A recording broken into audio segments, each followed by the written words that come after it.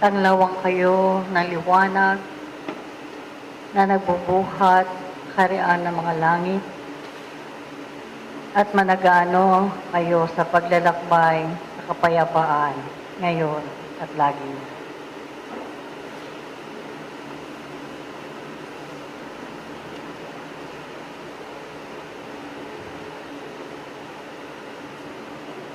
Ilan ang mga kasangkapan ng panahon?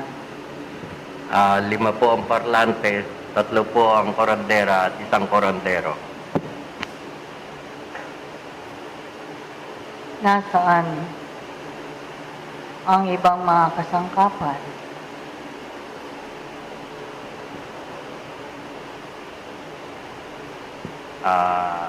Maaari pong nahuli po ng kanilang pagdating lamang.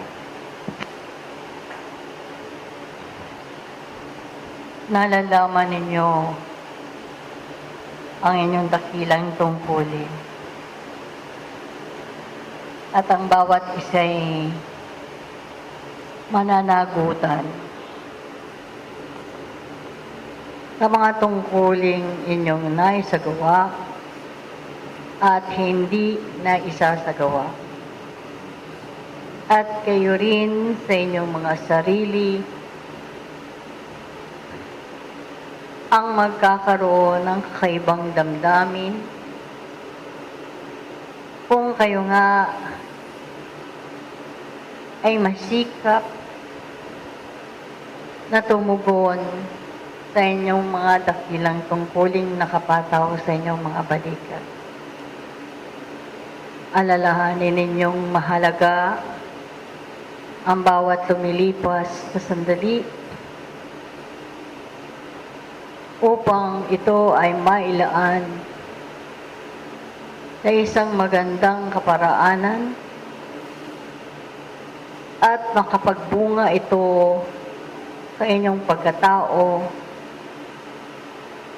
ng higit ninyong inaakala, sapagkat ang inyong mga paglalakbay sa lupang ito'y katotohanang masalimuot at nararamdaman ninyo sa inyong sarili ang pangangailangan ng bawat isa. Kung gayon, huwag ninyong aksayahin ang bawat panahon na lumilipas. At kung lumipas ang mga bagay at araw na ito na hindi kayo nakatutugon, ay kayo rin sa inyong sarili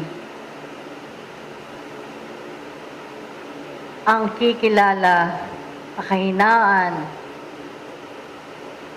ng gampanin na karapat-dapat na inyong tuparin sa araw ng inyong panunuparan.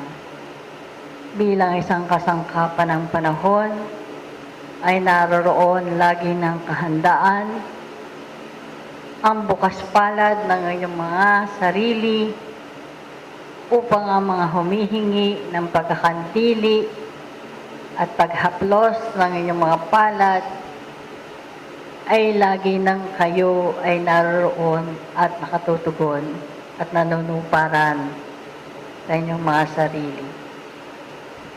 Nawa ang pagtapik, pag-untag ng panahon ay makapagbukas sa inyo upang kayo ay tumulong, makahakbang, at makapagbigay kayo ng mga mabubuting bakas na inyong may iwan sa inyong mga dinaraanan. Gaano nga kaya ninyo kakilala ang mga sariling iyan? Kung sa mga sandali na humahandulong sa inyo ang mahigpit na pagsubok ng buhay o na mga kirot na lamang hindi nakapagpapagaling sa inyong katawang laman, ay gaano nga kaya ninyo naunawaan kung bakit ninyo nararamdaman at umahandulong sa inyo ang mga bagay na ito. Bilang maliliit, karaniwang mga tao na nakikipamuhay sa lupa, ay kinakailangang magbungkal sa inyong mga pagkatao. Sapagkat ang inyong mga paningin, ang inyong mga pandama, ang inyong paglakad, sa araw-araw ng inyong pagkabuhay, ay magpapakilala kung gaano na nga kalayo o kalapit ang paghakbang ng inyong mga panyapak tungo sa kaunlaran ng inyong mga ako. Kung sa mga panahon na ang kirot ng laman ay dumaratag at kayo'y dumaraing, ay hanapin ninyo sa kaibuturan ng inyong mga pagkatao ang mga sandali na lumipas at nagkulang kayo sa pagkakilala at pagtugon sa kadakilaan ng katarungan ng ating Ama. Ang kapalaran ng tao at kanyang pakikipamuhay sa lupa ay nakasalalay sa kanyang sarili kung paano niya nakikilala upang siya nga sa kabila ng bawat bahagi ng kanyang pakikipamuhay sa lupang ito ay makadama ng maraming pagkukulang o kaligayahan, ay naroroon pa rin sa kanya ang kahinaan at hindi pagkakilala na tunay na hangarin ng kanyang sariling ako.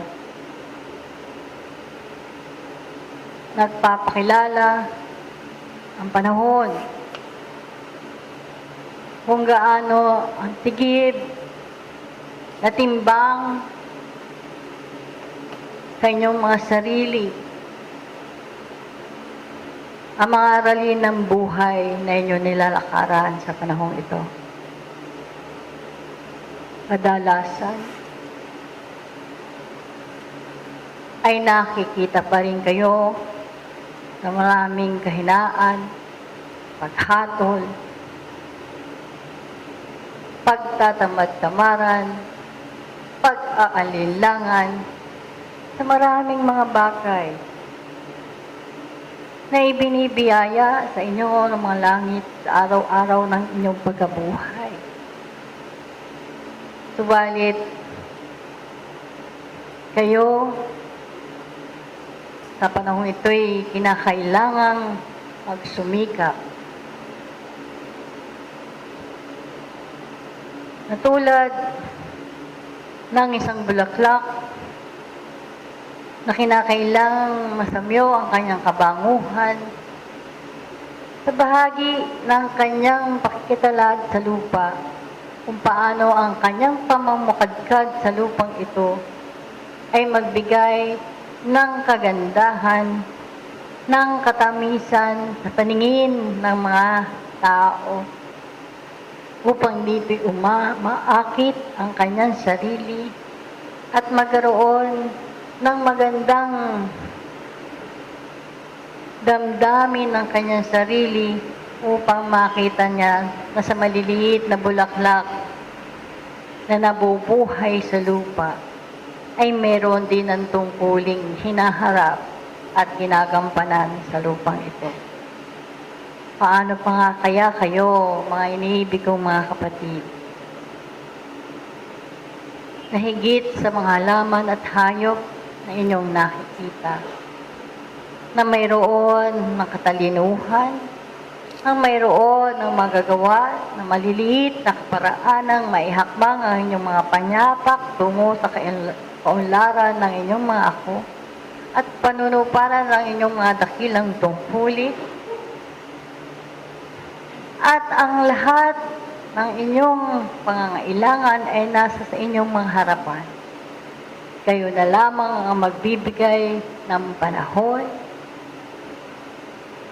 upang ito ay inyong pag-aralan at sanayin ang inyong sarili na pakikitungo sa inyong kapwa sa pagdama ng kanilang sarili na hindi sila nag-iisa at kayo ay bahagi ng sanglibutang ito.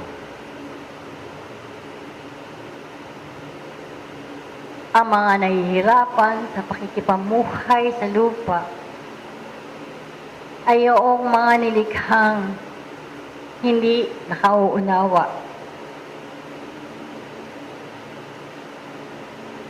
Nabubulagan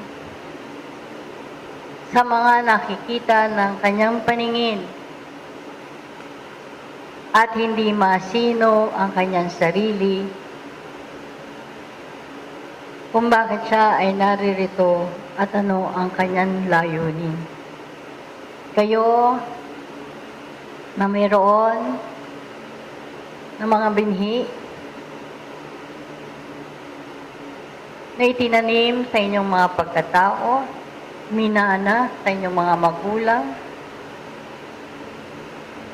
pinagsikapan sa matagal na panahon na kayo ay tumungo sa isang lunduyang katulad nito, ay marami ang inyong naisukbit sa banga ng inyong mga kaluluwa. At gamitin ninyo ang mga ito sapagkat kayo kasangkapan ng panahong kinakailangan pamugaran ng pag-ibig sa inyong sarili upang kayo makaibig sa inyong kapwa ng pantay-pantay at hindi sumisino kaninuman. Ang tunay na mag-aaral ng panahon ay ginagamot at nilulunasan ang kanyang kahinaan. Kaya nga nasa sa inyo ang pagsisikap na maalis at habiin ang mga sira-sira at punit-punit sa inyong mga ako upang dito makapagpatuloy kayo sa hangarin ng inyong mga kaluluwa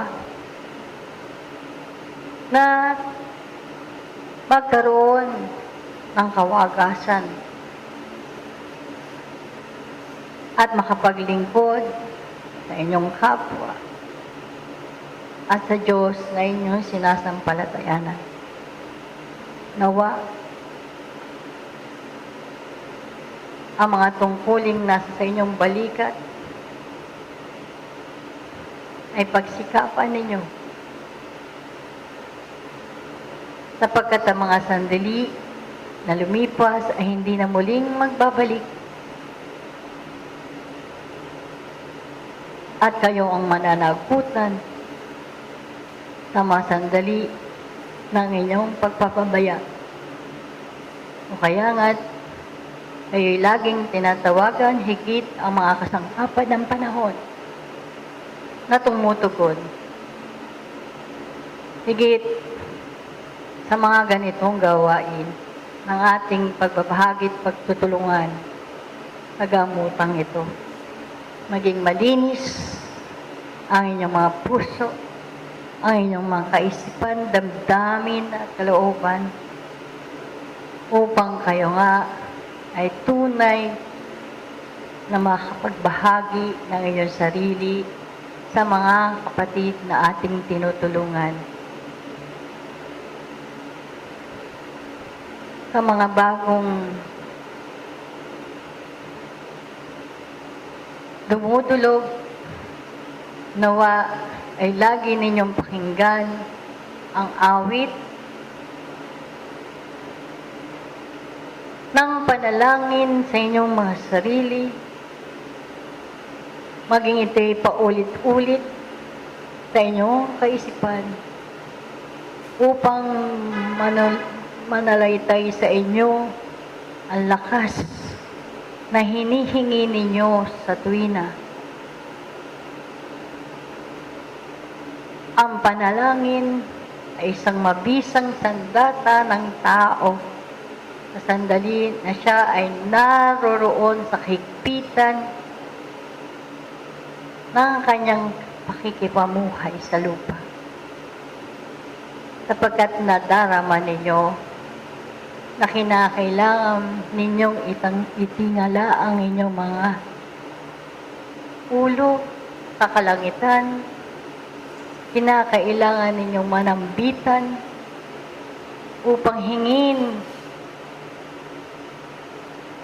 ang pangangailangan hindi lamang ng katawang lamang ng hihina, kung hindi higit ang inyong mga espiritong kinakailangan makapagpatuloy sa lahat ng panahon. At hindi kayo binibigo at inuulila ng mga kabatayaan. Sapagkat lagi nang nariyan ang kanilang subaybay.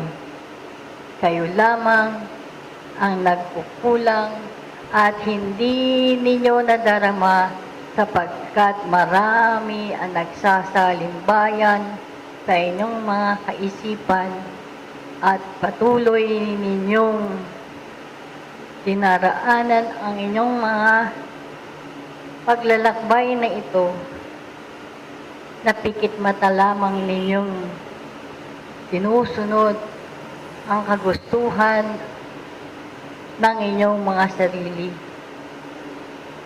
Kung kaya nga ang mga anino ng katotohanan ay mga bagay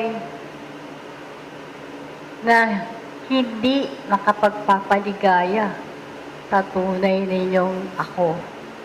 Ang mga anino ng katotohanan ang siyang nagpapaligaw sa inyo upang limutin ninyo ang inyong mga dakilang tungkulin.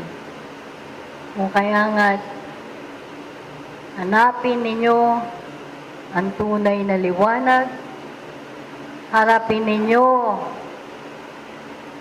ang hampas ng alon karagatan upang kayo'y makalangoy ng buong lakas upang makarating kayo sa pampangin ng buhay na mayroon kayo ng kapasyahang makapagbuo ng mabuting muog sa inyong mga pagkatao.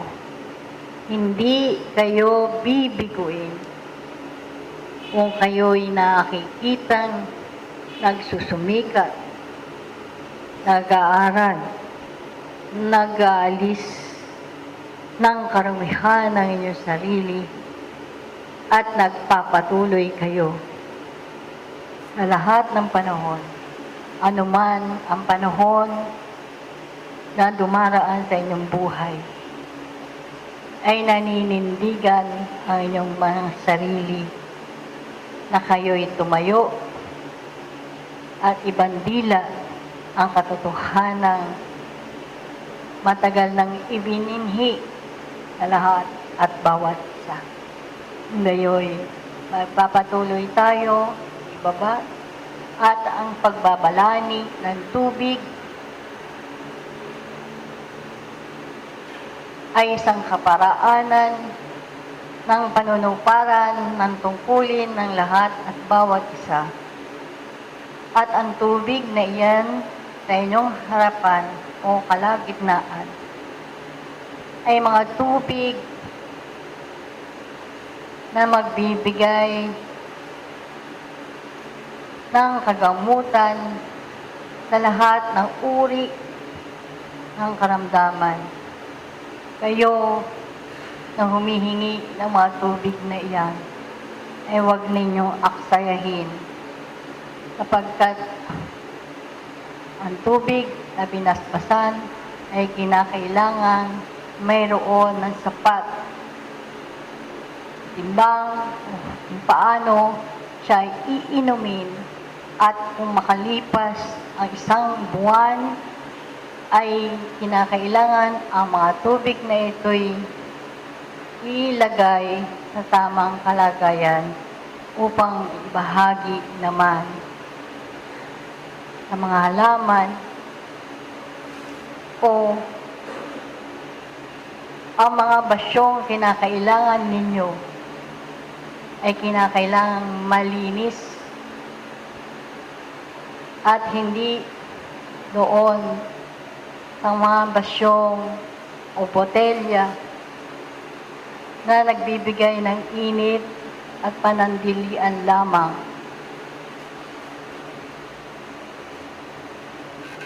Kinakailangan nating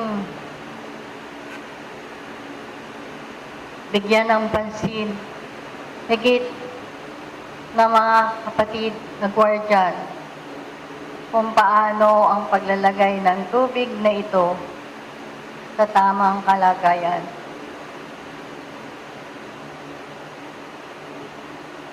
At kayo rin, ang mga guardian, na siyang magbibigay ng tubig na yan sa inyong mga kapatid.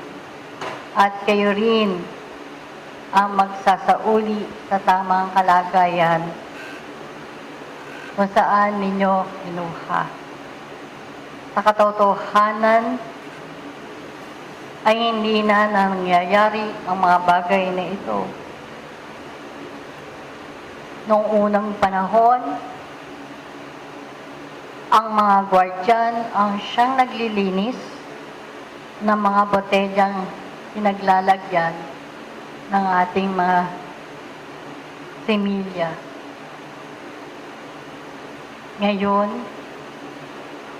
ay hindi na nangyayari ang mga bagay na ito sapagkat mayroon na kayo na mga alagataing panglaman na hindi naman namin kayo pinipilit sa inyong sarili, kundi ang kaalaman ninyo sa inyong tungkulin ay kinakailangan din ninyong harapin kung kayo ay naririto sa loob ng lunduyan. Sapagkat ang mga similyang iyan o ang mga binhi na iyan ay kinakailangan nating pag-ingatan na magkaroon ng kalinisan sa kanyang sarili. Isa ito sa alituntunin ng inyong paaralan na hindi na natin nakakagisnan sa panahong ito. Marami ang mga patakaran na ating dapat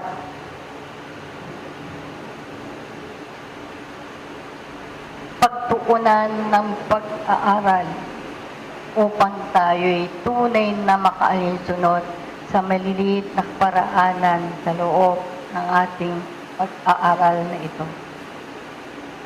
Kung ang maliit na kaparaanan ito'y hindi natin na isa sa katuparan, paano pa kaya ang malalaking mga suliranin sa loob ng lunduyan o ang iba pang mga bagay na pangangailangan ng sinuman?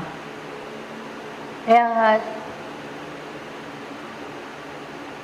pagtulong-tulungan ninyo, mga kapatid,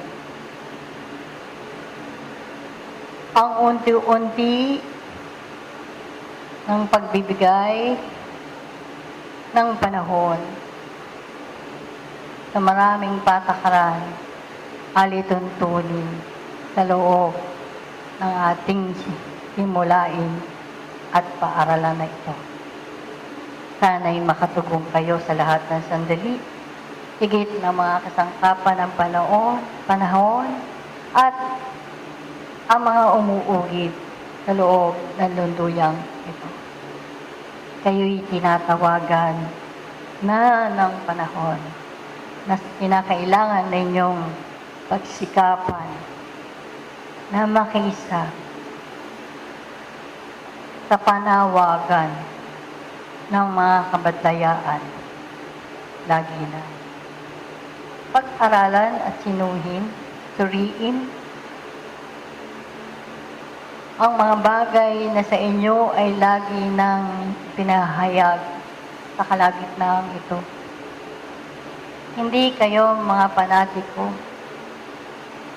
na kung kailan ibig ng kabatlaya ang ibigay sa inyo ay hindi ninyo sinusuri, kundi tinatanggap na lamang ninyo.